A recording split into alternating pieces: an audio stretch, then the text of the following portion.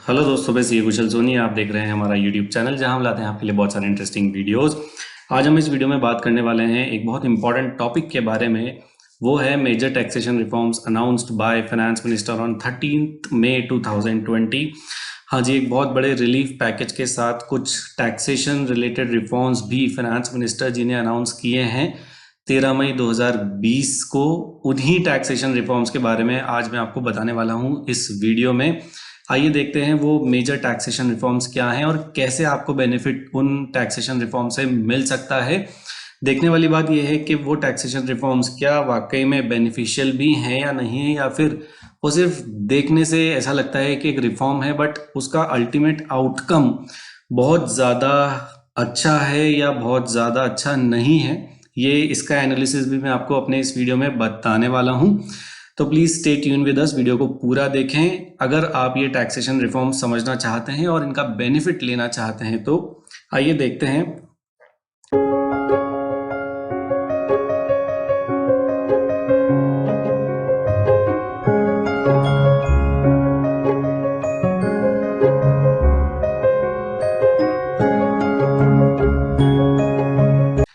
सबसे पहला taxation reform जो आया है वो ये है, TDS and TCS rates on payment to residents reduced by 25%।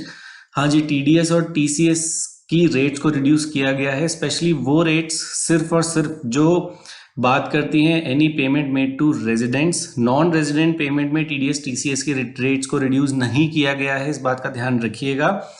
TDS और टीसीएस की लगभग सारी रेट्स को आप अगर देख लें, सिर्फ एक को छोड़ के जो कि सैलरी की है, सैलरी पर रिडक्शन नहीं है, जो कि रिडक्शन एक्सपेक्टेड था और होना भी चाहिए था, बिकॉज मेजरली बहुत एक बड़ा कंपोनेंट टीडीएस का सैलरी से आता है। तो यहाँ पे टीडीएस और टीसीएस की रेट्स को रिड्यूस करके काफ़ी बढ़िया बेनिफिट दिया गया है फाइनेंस मिनिस्टर ने। 25% तक की टीडीएस रेट रिड्यूस कर दी गई हैं। फॉर एग्जांपल, अगर पहले किसी भी पेमेंट पे आप प्रोफेशनल का पेमेंट मान लीजिए अंडर सेक्शन 194J, तो उसमें 10% तक का टीडीएस अगर कटता था तो अब 7.5% का टीडीएस ही कटेगा। उसमें 25% का रिडक्शन गवर्नमेंट ने दे दिया है। No TDS reduction on salary, salary पर कोई टीडीएस रिडक्शन नहीं है। जिस हिसाब से पहले कटता था उसी हिसाब से कटता रहेगा।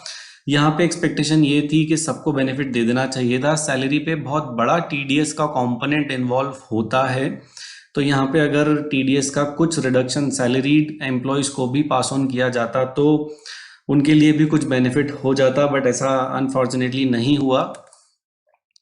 TDS and TCS reduction will be applicable from 14th May 2020 to 31st March 2021। ये मेरे को बेस्ट चीज़ लगी अनाउंसमेंट की। Applicable from when? Applicable from the very next day, जिसको अपन कहते हैं action with the speed of light. तो जो रिडक्शन है TDS और TCS में एप्लीकेबल हैं आज से, मतलब 14 मई से लेकर के 31 मार्च 2021 तक ये रिडक्शन एप्लीकेबल रहेंगे। तो टीडीएस रिड्यूस कर दिया गया है। गवर्नमेंट ये सोचती है कि this will release liquidity of ₹50,000 crore, but जब मैंने इस रिडक्शन का एनालिसिस किया तो मुझे ये नहीं लगा कि ये कहीं से कहीं तक लिक्विडिटी को रिड्यूस कर सकता है, ये टीडीएस और टीसीएस की रेट का रिडक्शन। एक छोटा सा एग्जांपल आपको देता हूँ। फॉर एग्जांपल, अगर आपने किसी को पेमेंट करना है और आपने उसका कम टीडीएस काटा, मतलब रेसिपिएंट के हाथ में ज़्यादा अमाउंट गया। अब रेसिपिएंट के हाथ में ज़्यादा अमाउंट गया है तो भाई उसको एडवांस टैक्स भी तो पे करना पड़ेगा। उसकी एडवांस टैक्स लाइबिलिटी तो आपने डेफर नहीं की, ना ही उसके एडवांस टैक्स पे जो टैक्सेबल रेट्स हैं उसको रिड्यूस किया। तो मुझे लगता नहीं है कि ये बहुत बड़ा लिक्विडिटी मेजर है, और मुझे ये भी नहीं लगता कि 50,000 करोड़ तक की लिक्विडिटी को रिलीज करेगा। ये एक, जिसको अपन कहते हैं, अपरेंटली देखने से बेनिफिट दिखता है, बट आप जब इसका एनालिसिस करेंगे, जब आप इस बेनिफिट के अफेक्ट्स को देखेंगे तो ऐसा देखने को नहीं मिलता कि ये लिक्विडिटी को प्रमोट करने वाला है। सैलरीड एम्प्लॉय को टीडीएस रिडक्शन देना चाहिए था, वो नहीं दिया गया जो कि एक्सपेक्टेड था।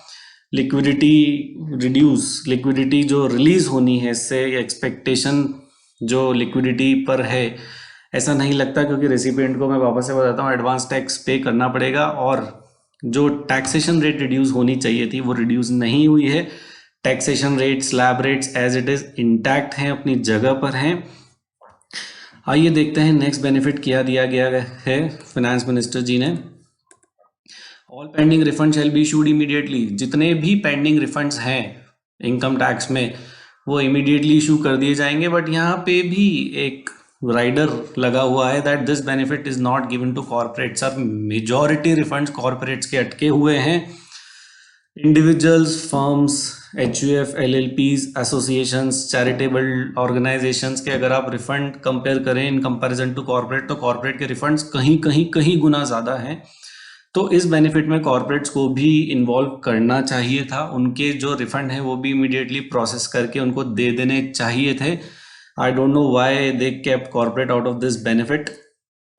नेक्स्ट बेनिफिट दिया गया है due date of filing ITR for financial year 1920 extended to 30 November 2020 for all cases. Monetarily कोई बेनिफिट मुझे इस कंप्लायंस डिले से नहीं दिखता है जिससे कोई लिक्विडिटी बढ़े या कोई MSME सेक्टर को बेनिफिट हो। बस किसी भी चीज़ की कंप्लायंस की डेट अगर आप 1 महीना, 2 महीना, 3 महीना, 4 महीना बढ़ा देते हैं तो वो कंप्लायंस तो फिर भी टैक्स पेयर को करनी ही है। उस कंप्लायंस से रिलीफ नहीं दिया गया है, बट यह है कि कंप्लायंस को डेफर कर दिया गया है, कंप्लायंस को आगे बढ़ा दिया गया है। नेक्स्ट बेनिफिट जो दिया गया है due date of tax audit for financial year 1920 extended to 31 October 2020। हाँ जी, पहले वाले पॉइंट में ITR की बात थी, इस पॉइंट में टैक्स ऑडिट की बात है। फॉर फाइनेंशियल ईयर 1920 ITR की डेट कर दी गई है 30 November 2020 for all the cases, और टैक्स ऑडिट की जो डेट है वो कर दी गई है 31 अक्टूबर 2020। यहाँ पे भी कोई मॉनेटरी बेनिफिट देखने को नहीं मिलता है। जो कंप्लायंस की एक डेट है उसको सिंपली बढ़ा दिया गया है, आगे शिफ्ट कर दिया गया है कि आपको इस पर्टिकुलर डेट पे कंप्लायंस ना करने की बजाय आप 2 महीने, 3 महीने, 4 महीने लेट कंप्लायंस करेंगे तो भी चलेगा। हम आपसे कोई लेट फीस या कोई पेनल्टी नहीं लेंगे, आप डिले कंप्लायंस कर दीजिए, that is okay with us. तो यहाँ पे जो टाइम का बेनिफिट है वो दिया गया है, बट यहाँ पे कोई मॉनेटरीली बेनिफिट मुझे नहीं दिखता जो टैक्स पेयर को सीधे सीधे गवर्नमेंट ने एक्सटेंड किया है। नेक्स्ट बेनिफिट जो दिया गया है सर, ये बेनिफिट तो सीधे सीधे डिपार्टमेंटल बेनिफिट है। ये बेनिफिट SSC के ऊपर भी लगता है, बट इतना ज़्यादा मुझे इसका इम्पैक्ट SSC के ऊपर नहीं लगता।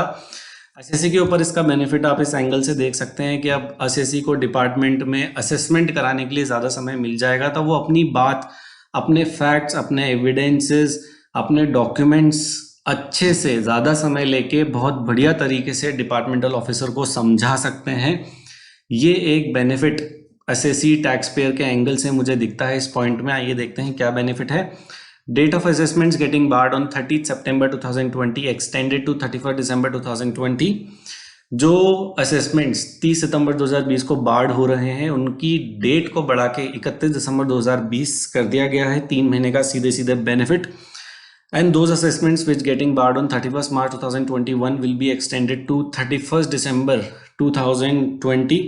हाँ जी, जो स्क्रूटनी और इनकम एस्केपिंग असेसमेंट्स के जो टाइम बारिंग डेट्स हैं उनको सब्सटैंशियली बढ़ा दिया गया है। टैक्स पेयर के एंगल से आप देखें तो अब टैक्स पेयर के पास ज़्यादा समय अपने डॉक्यूमेंट्स डिपार्टमेंट में देने का, अपनी बात डिपार्टमेंटल ऑफिसर को समझाने का, अपने फैक्ट्स उसको समझाने का। बट यहाँ पे बहुत बड़ा बेनिफिट डिपार्टमेंटल ऑफिसर को एक्सटेंड किया गया है। उसके पास ज़्यादा समय है चीज़ को एनालाइज करने का और SSC की इनकम को कैलकुलेट अच्छे से करने का, चेक करने का उसके डॉक्यूमेंट्स को। और इस पॉइंट में मुझे ज़्यादा बेनिफिट लगता है कि दिया गया है डिपार्टमेंटल ऑफिसर को, ना कि टैक्स पेयर को। नेक्स्ट पॉइंट है जो कि एक अच्छा बेनिफिट जिसको मैं कह सकता हूं और बढ़िया एक्सटेंशन है, क्योंकि गवर्नमेंट की जो विवाद से विश्वास स्कीम है, गवर्नमेंट इस स्कीम से बहुत ज़्यादा एक्सपेक्टेशंस लेके बैठी हुई है। 2 पार्ट पे, एक तो रेवेन्यू कलेक्शन बहुत अच्छा आएगा, गवर्नमेंट इज एक्सपेक्टिंग दिस। दूसरा जो लिटिगेशन है, जो पेंडिंग लिटिगेशन है और जो बहुत बड़ा टैक्स का अमाउंट लिटिगेशन में प्लग हो चुका है, वो अमाउंट अब गवर्नमेंट को मिल जाएगा और लिटिगेशन से गवर्नमेंट को निजात मिलेगी। और लिटिगेशन में जो कॉस्ट इन्वॉल्व होती है गवर्नमेंट की, उससे भी गवर्नमेंट को अब छुटकारा मिल जाएगा। देखते हैं क्या बेनिफिट है। Period of Vivad se Vishwas scheme for making payment without additional amount will be extended to 31 December 2020।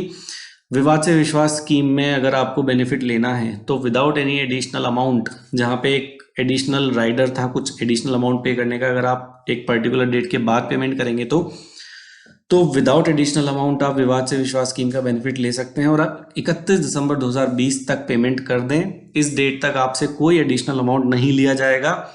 Layman में आपको बता देता हूं, अगर आपकी कोई लिटिगेशन पेंडिंग है सीआईटी अपील्स, आईटीआईटी हाई कोर्ट या सुप्रीम कोर्ट पे, तो आप टैक्स का अमाउंट दे दीजिए, आपको पेनल्टी और रिलेवेंट इंटरेस्ट का वेवर दे दिया जाएगा। ये एक मोटी मोटी बात मैंने आपको बता दी विवाद से विश्वास स्कीम के बारे में। ये एक अच्छा बेनिफिट गवर्नमेंट ने दिया गया है, यहाँ पे भी टाइम का बेनिफिट दिया है। और विवाद से विश्वास स्कीम तो अपने आप में बेनिफिशियल टैक्स पेयर के लिए है ही सही।